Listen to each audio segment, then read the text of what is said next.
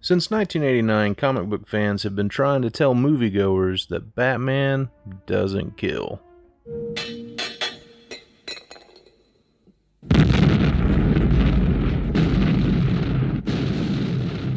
But Hollywood just keeps on making movies with a Batman that has no qualms about taking a life. And even when they got the character right, they still found a way to make him kill. I won't kill you.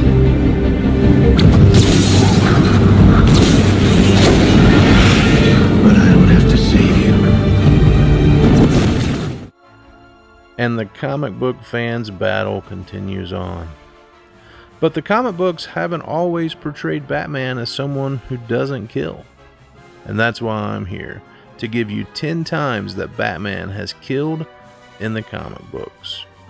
So grab your popcorn, hit that like button, and get ready to watch Batman murder people again, and again, and again.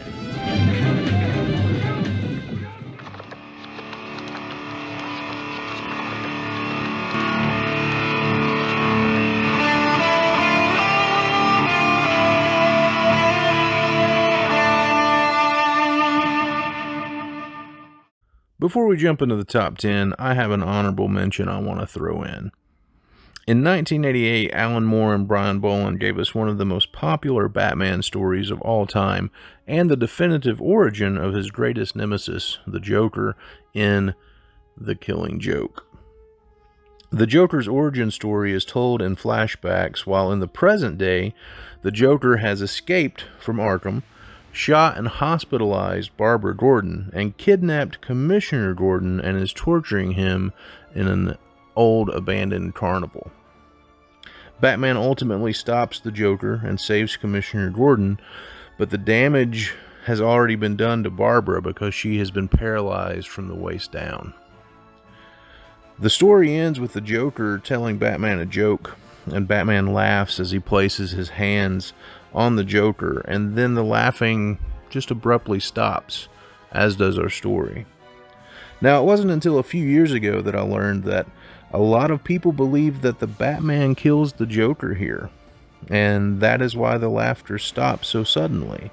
And this would also be why the story is called The Killing Joke, because it's the joke that takes Batman to his breaking point and leads him to put an end to the Joker once and for all. The reason this iconic story didn't make my list is because the outcome isn't definitive, and not everyone, including myself, interprets the ending this way. So what do you think? Did Batman kill the Joker here?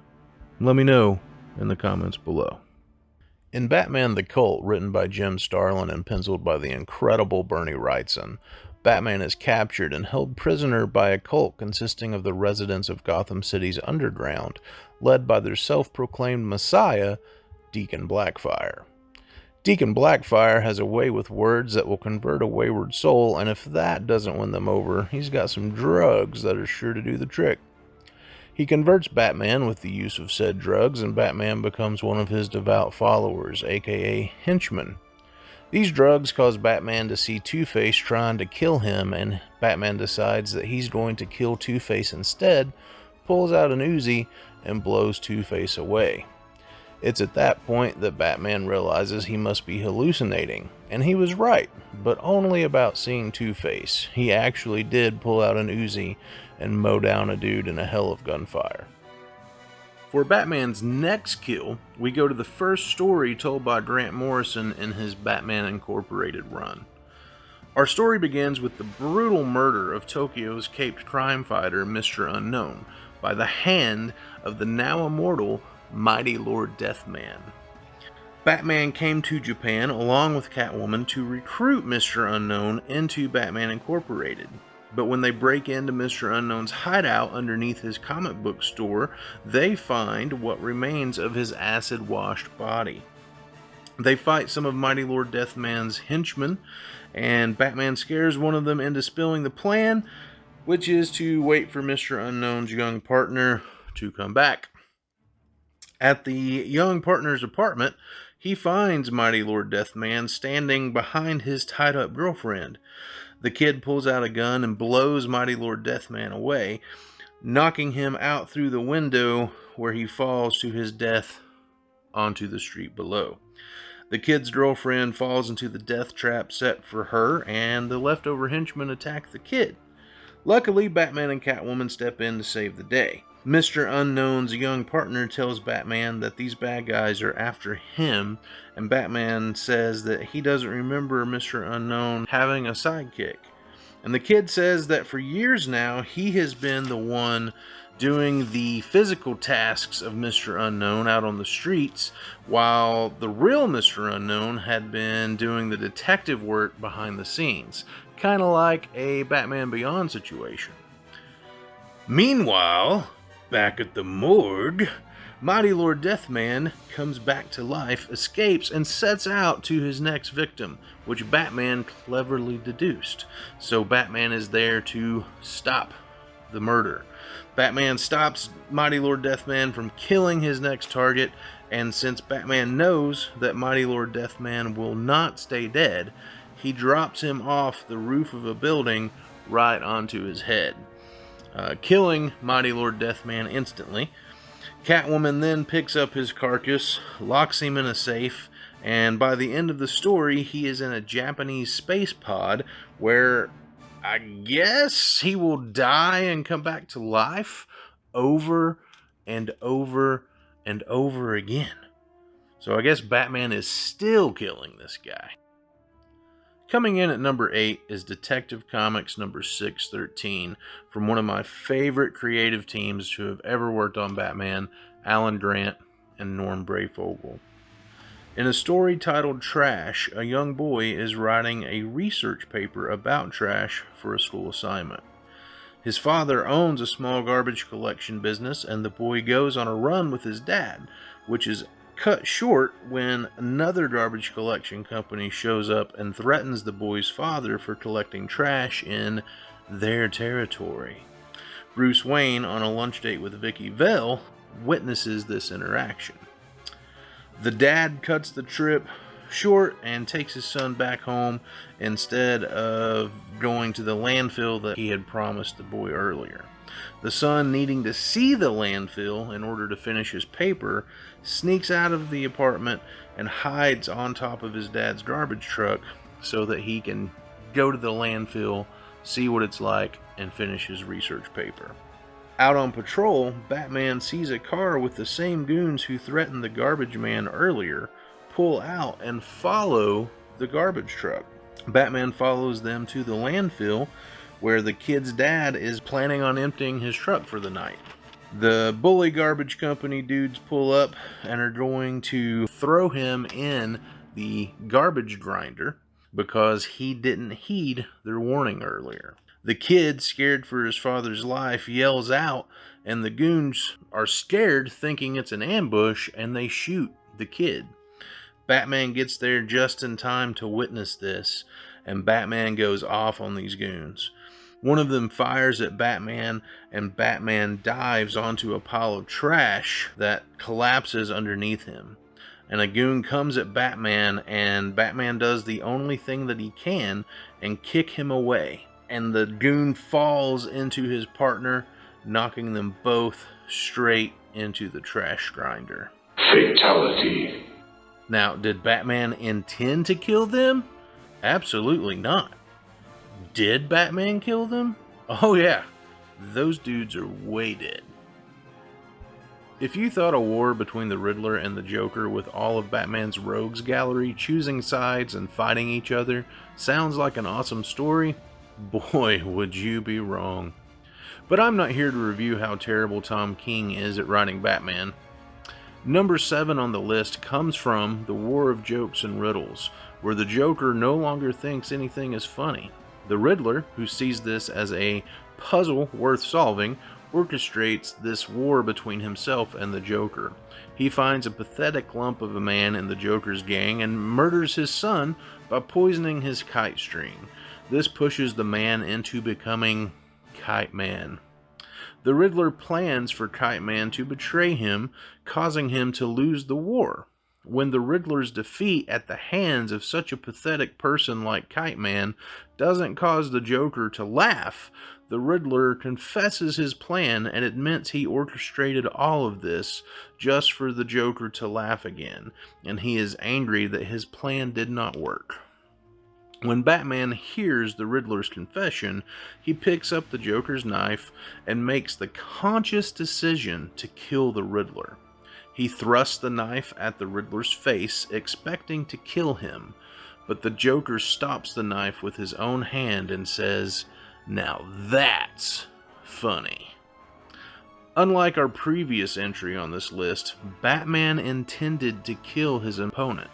He made the choice and he put forth the action to make it happen. It wasn't in self-defense, it was attempted murder.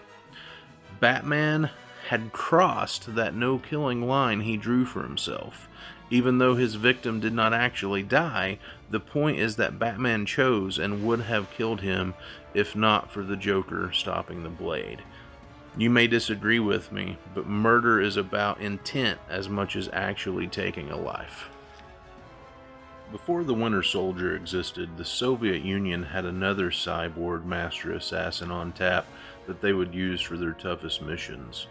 A master of several martial arts and an expert with any weapon, this cybernetically enhanced soldier is none other than the KG Beast. Before Bane broke Batman's back, Jim Starlin created the KG Beast to be the Batman's toughest adversary in our number 6 spot, 10 Nights of the Beast. Sent to cripple America's Strategic Defense Initiative, the KG Beast had a hit list consisting of the top 10 people who were crucial to the program, with the number 1 spot belonging to the President of the United States, Ronald Reagan. The KG Beast was a fierce and ruthless force of nature who killed 100 people during his 10 days in Gotham. Being fed intel by a traitor in the FBI, the KG Beast was one step ahead of the task force until Commissioner Gordon brought Batman in. CIA agent Ralph Bundy tells Batman that KG Beast will escape the law because if he was to be captured, his name would turn out to be on a personnel list of the Soviet embassy, and he will have diplomatic immunity, and he wouldn't see jail time for all of the people he murdered. And Batman takes this conversation to heart. Every time Batman faced KG Beast, he always got away, and Batman even acknowledged that the KG Beast may be better than he is. So when Batman has the KG Beast trapped in a storage room in the sewer, Batman locks the KG Beast inside and barricades the door, leaving the KG Beast trapped inside to die. Batman thinks to himself, sometimes you have to ignore the rules. Sometimes circumstances are such that the rules pervert justice. I'm not in this business to protect the rules. I serve justice. When Batman returns to CIA agent Bundy, Bundy asks, "What about the Beast?" And with a finality, Batman says, "You need not worry about him anymore." And while this was retconned 19 issues later to show that Batman told the police where the KG Beast was being held, only for them to find he had already escaped by the time they got there, it is very clear that Jim Starlin's Batman killed the KG Beast. Frank Miller wrote one of, if not the greatest Batman story ever told in The Dark Knight Returns, which not only redefined Batman, but also redefined comics as a medium. So when it was announced 19 years later that Frank Miller would be teaming up with artist superstar Jim Lee for a retelling of Dick Grayson's origin in All-Star Batman and Robin the Boy Wonder, the comic world went crazy. But when the book came out, we found that it was Frank Miller that might have actually gone crazy. Frank Miller insists that this story is set in the same universe as The Dark Knight Returns, but that just cannot be the case. In The Dark Knight Returns, Batman sees no reason why he shouldn't kill the mutant leader, other than the fact that killing him means he would be crossing a line that he swore to never cross so long ago. He refused to kill. But in All-Star Batman and Robin issue 2, he kills people all over the place. He rescues Dick Grayson, whose parents were just murdered, from a gang of crooked cops who plan to do the same to the kid until Batman saves him. Batman throws Dick in the Batmobile and then begins to berate the boy while driving through police cars and causing them to explode, frying the police inside. Dick Grayson even calls him out on it. And later in issue 7, Batman throws a Molotov cocktail on a group of thugs and then beats on them while they burn to death. This Batman has no lines he is afraid to cross. At number 4 is 1991's Superman Annual number 3, where Dan Jurgens tells a story of Superman's future in which a nuclear bomb destroys Metropolis and most of the people that he cared about, to include his wife, Lois Lane. This tragedy has a massive effect on Superman, and he then decides to use his powers to rid the world of nuclear weapons. He comes across a U.S. submarine and forces the captain to get all of his men off the ship. The men pour into lifeboats, and the captain begs Superman to let him make a pass of the ship to ensure that all of his men got out safely. Superman assures the captain that he has scanned the boat with his X-ray vision and that no one is left aboard. Superman then proceeds to destroy the submarine. Later at the White House, the president is briefed on this situation, and we learn that 7 men were actually killed in this attack on the sub. The president then goes to Gotham and tries to enlist Batman to help him put a stop to Superman once and for all. Batman is not pleased by this, and the president tells him of the 7 men that Superman killed. Batman is hesitant to believe this, but advises the president that he will look into it. Batman then goes to the Kent farm to speak to Superman face to face, and Superman is very unhappy to learn of the president's plans for him. He then flies off. He is met by the Justice League, who is waiting for him, and they engage in combat.